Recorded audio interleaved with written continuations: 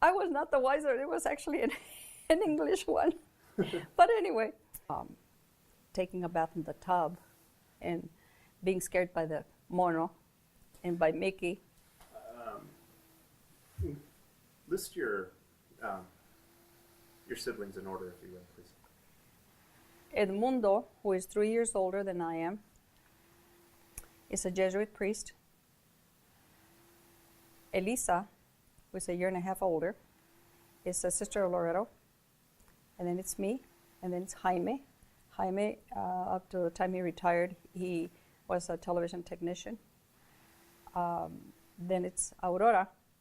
Aurora and then Leonor. Leonor died. It was twins. My mother had twins. Leonor died when she was 2 months old. Then Gloria, that she's also a religious. And then Billy. And Billy was a paramedic for many years. And Becky, who was a teacher in Ohio.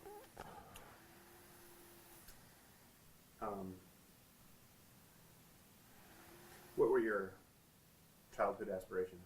What did you see yourself doing as an adult? Well, I was going to be a ballerina. And then I grew up a little bit more. And then I was very interested in designing and in sewing. And so very young, I started learning how to sew. And to a certain degree, design and so forth, but it never came about, to say I will be a designer.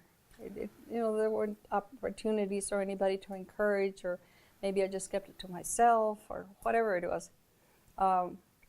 But I never was followed the upholstery business somewhat of an outlet for that? Oh yeah. There were many things. The creativity in the sewing, in the, because I asked my grandmother that lived behind, would you teach me how to sew? So she taught me how to, kind of sew a little bit just by hand like that. Then my mother taught me how to sew in the machine, and I learned how to knit and embroider and stuff like that, And so there was the beginning of the creativity when I was, very young. And then I started, I used to make all my clothes. I did all my party dresses that we were talking about, that Albert was talking about. I used to do all my formals, my things like that. Then when I got married and had 5 girls, ta-da! I did all their clothes. And have continued to be creative as much as I can. So when I would, as far as the upholstery is concerned, I would go into a home, though I know nothing, I knew nothing about home decorating or anything like that, I was able to tell people, this fabric would look good with your walls, this fabric, and they would take my word for it, and they were pleased. So, the creativity continued. So it helped. What was life on a border town like, both being bicultural, bilingual, and literally living in a bicultural city that shared a border with Mexico? Well, there were advantages. At that time, you didn't have the Juarez that is known today. My mother and I used to go on the trolley and go grocery shopping, because we would go right to the city market and get the fresh vegetables, some of them, because not everything could come across. But we'd get some vegetables. We used to go over and eat mangoes. Oh my gosh, they were so good, but we couldn't bring them over because of the seed. We couldn't bring fruit over. During the war, we could go get sugar. The sugar was that raw sugar that they sell in little packages now. And so we'd go and we were able to bring it across. So we'd get that during the war. But after the war, we used to just get a lot of vegetables and meat. Eventually, we were able to bring over meat. Really good stuff. And it was cheaper. It was cheaper, but it was also a lot fresher because it was straight from the farm. You would get it right there. Right. and we'd get cheese and so forth. When we started going over, we used to go get shrimp cocktails and fish and really good stuff. So that was the advantage. The other advantage is that in El Paso, you have, because it is so close to the border, you have people speaking very good Spanish. Now, we're not from Arizona. We are from Texas. We're from that border town. And at home, his parents spoke Spanish only. My parents always insisted that we speak Spanish at home, though both of them spoke English. And though we were punished in school because we spoke Spanish in school, they, especially my father, would always say, take pride in that you know 2 languages. Take pride in that you can speak 2 languages correctly. So, you know, our first language was Spanish, but then as soon as we got into school, you know, it was all English, you know. So we both can speak both languages. We both read and write. We have both been translators, and so, and all my brothers and sisters do the same thing. 60s were a pretty turbulent time, you know, civil rights wise for a lot of the South and whatnot. Did you experience any of that here in El Paso, or? There's a lot of discrimination, but not a lot of demonstrations. No. But also, I think because we were so, I mean, that's when I was having babies. Yeah. I was a little bit busy. What was what sort of discrimination did you face coming up in El Paso? Well, you know, just the mere fact that we couldn't speak Spanish, you know, that. There's that. In El Paso, at that time, it was 67% Mexican, you know, like Mexican-American like us. Mexican-American, the people born here and everything. And so we weren't discriminated against. We could go to the movies, and we could go to the swimming pool, and so forth, unlike Arizona. Arizona, they couldn't do that. And over there we could. There were, well, you know, when I graduated from high school, I remember, which was 56 also, and I was looking for the job, and there were, in the newspaper, it said, Anglos only. Only Anglos could apply. So they were the only ones that were hired. And they were usually the nicer jobs, you know. So that I remember. But I do remember also that they had the colored bathrooms, and they couldn't go to the movies. And I always thought that was very unfair. But, you know, I didn't question it because that was the way it was. You know, that's the way it is. And so I didn't question it. Oh, how terrible it is. Later on, I said, well, why is this? But it wasn't like I was doing anything about it, you know, in the 60s, like you say. Over there, I was stopped once walking down the street as I was a young adult. And I was stopped to ask my immigration. You know, usually people with the color of my skin usually aren't stopped. But that time I was stopped. I don't know why. I was by myself, and I said American, and I started speaking English, and so he says okay, so he went away. I mean, didn't have to prove anything. But it must have been in the 50s, you know. Did you work any jobs in high school? Yes. My first job was at Walgreens as a waitress.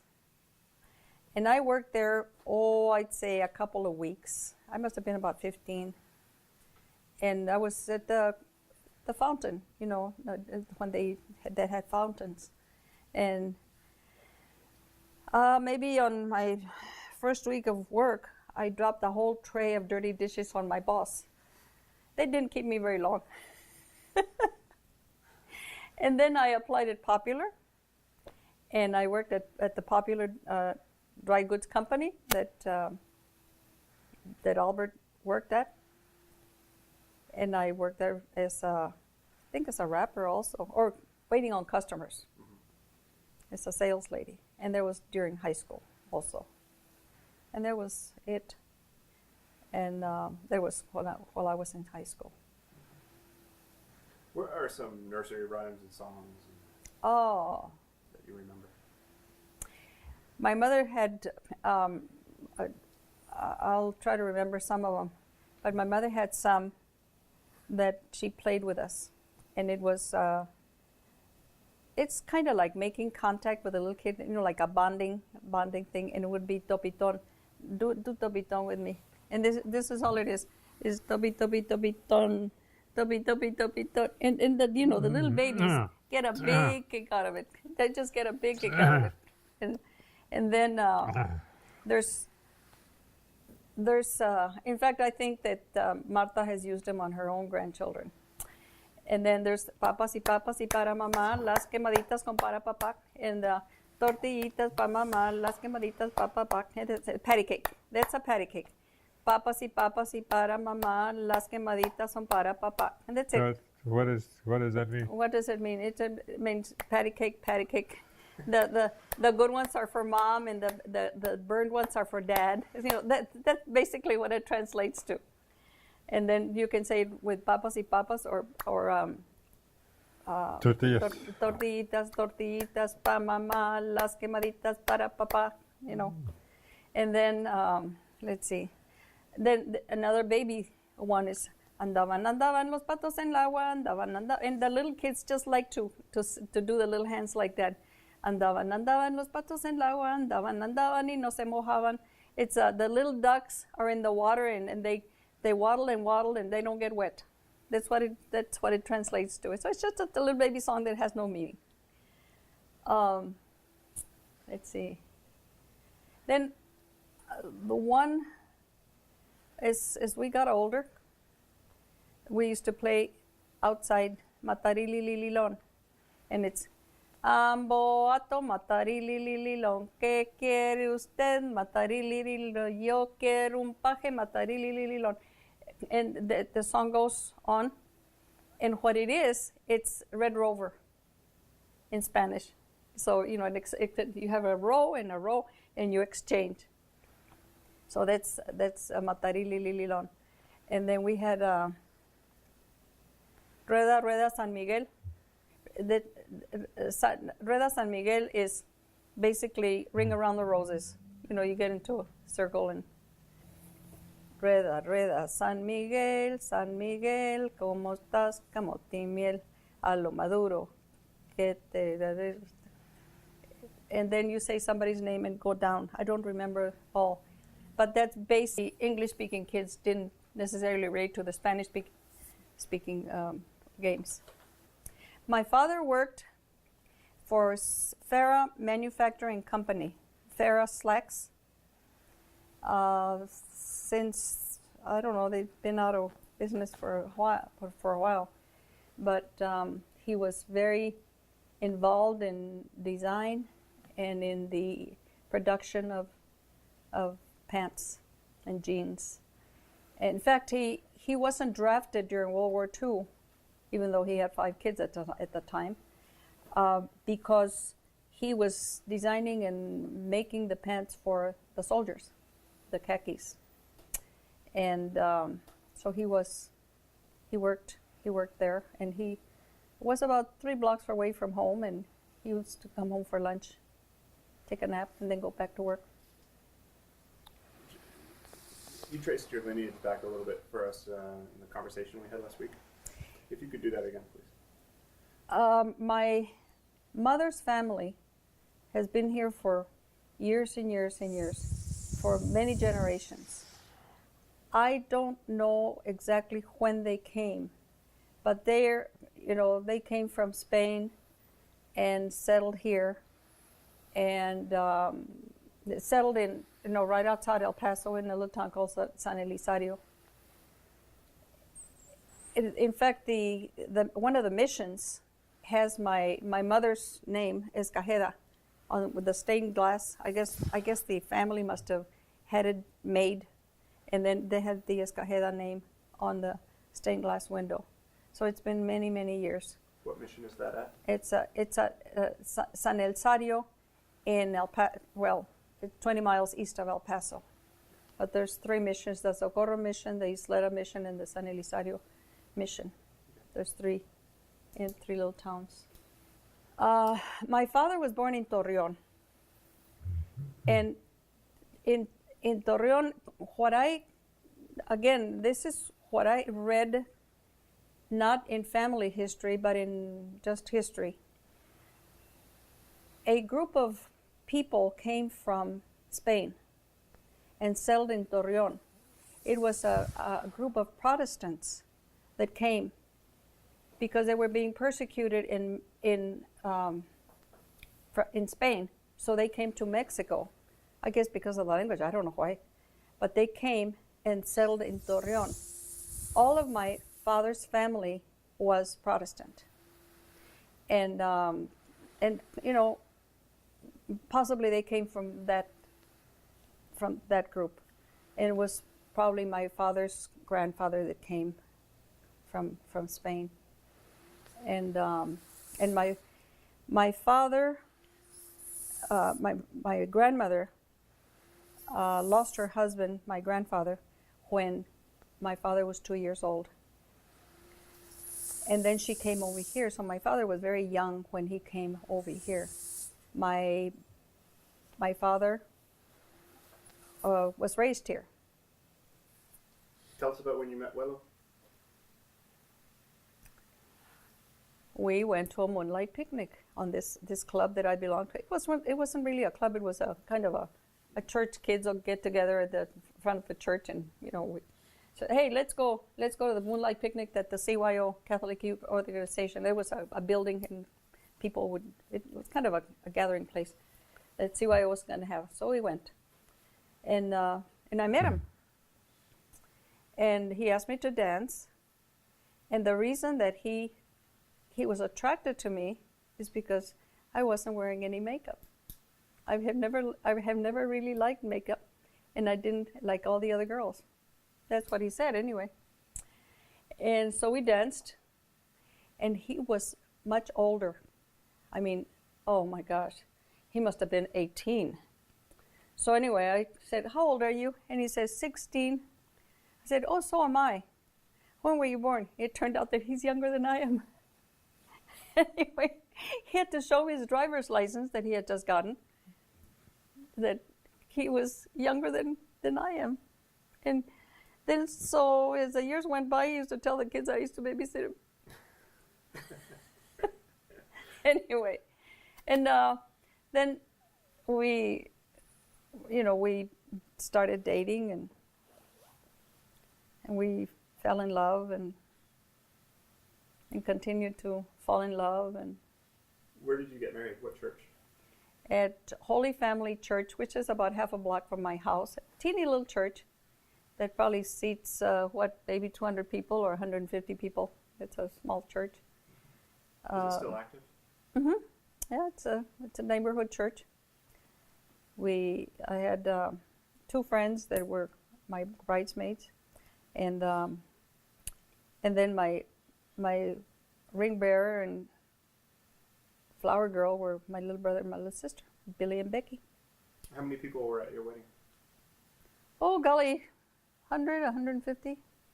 Something like that. Yeah. It wasn't a very big, and it was at the school gym there behind the church, and we had beer, and that's a good story about the beer. And then we had punch and the cake, and we had the cake made in Juarez, and cost us $50. Bring it over. And then we brought it over in pieces and put it together. It was in August. What was the story about the beer? Well, at that time, on the day that we got married, we had elections. I don't remember what what elections, but We weren't old enough to vote at that time. they they couldn't handle any beer, any alcohol, so they couldn't deliver on that day. So they delivered the beer the night before, the day before. So I spent a good chunk of that day in the evening icing on the beer, so it'd be okay for the next day. And that's what I remember about the. No bachelor party. No bachelor beer. party. It was just icing the beer. Just icing the beer. So, where did you go for your honeymoon? Mexico City. We borrowed $300 from the credit union, and we flew to Mexico City and stayed 10 days in the center of Mexico City in the hotel. There's a picture in the group that you're gonna get of the plane that we took. I mean, it's one of those. At that time, there was no security. You could go over and kick the tires on the plane if you wanted to. And so we took a picture of us and the plane in the back. Oh, this is the fun part. A woman at 20 is of age. A man of 20 was not of age. So his mother had to sign for him to get married. We went to get the marriage license. They wouldn't give it to me, so I had to go get my mother. Mom, would you? I mean, she could have kabodged on that, Yeah. right, Bill? But she didn't. But there was something. But those were the rules then.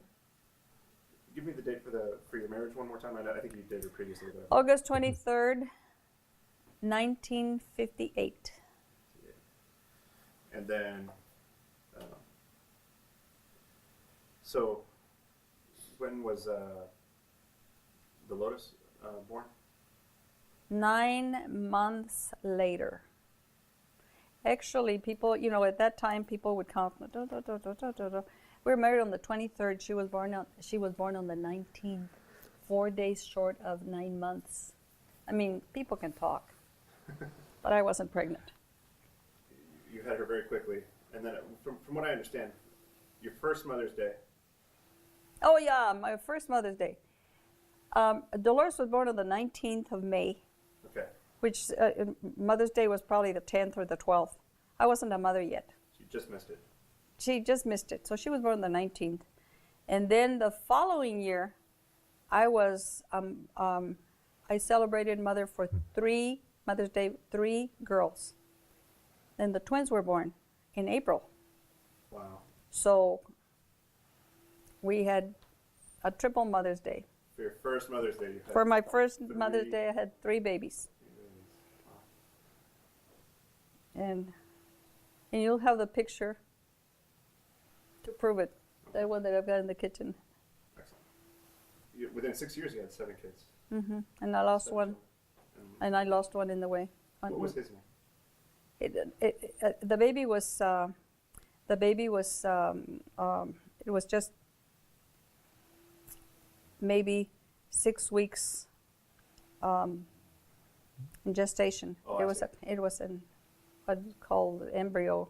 see. Is that what the, yeah. So, but we consider him a baby. Sure. Him, he would have been Daniel, He would have been there. Okay. but he didn't make it. What was your day-to-day life like with, 7 children? The oldest being just over toddler when they were all. Yeah. their youngest. There was, yeah. I think I was 26 when the last one was born. I was very busy, but I had a lot of energy, and that was my day. And like I said, when he came home, he just got it right into it, And being that I was always pregnant, he was always giving them baths and getting them ready and so forth.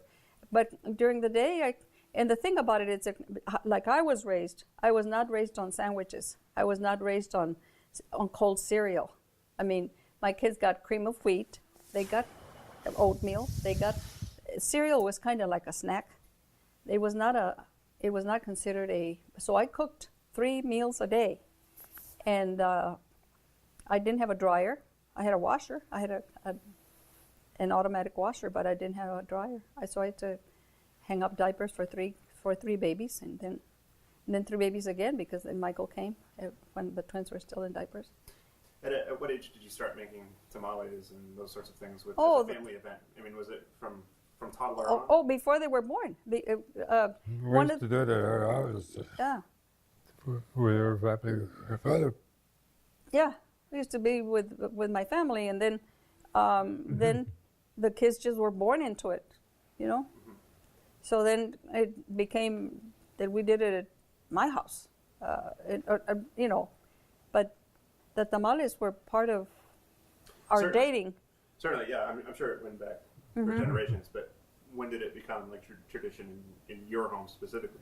Because I imagine that when they were too young, you didn't do it at your house, did you? Probably because Probably. we did it on at Mount Rushmore. We used to make them tamales on Mount Rushmore. Yeah. Okay. And yeah, we used to make them, and yeah, they were in the way and all that because they were too little. But you know, pretty soon they were into it themselves, and now they're into it in their own homes. So Right. so yeah, it became it was a family tradition before they were born. When did you decide to go back to school? I decide. I think I was always there.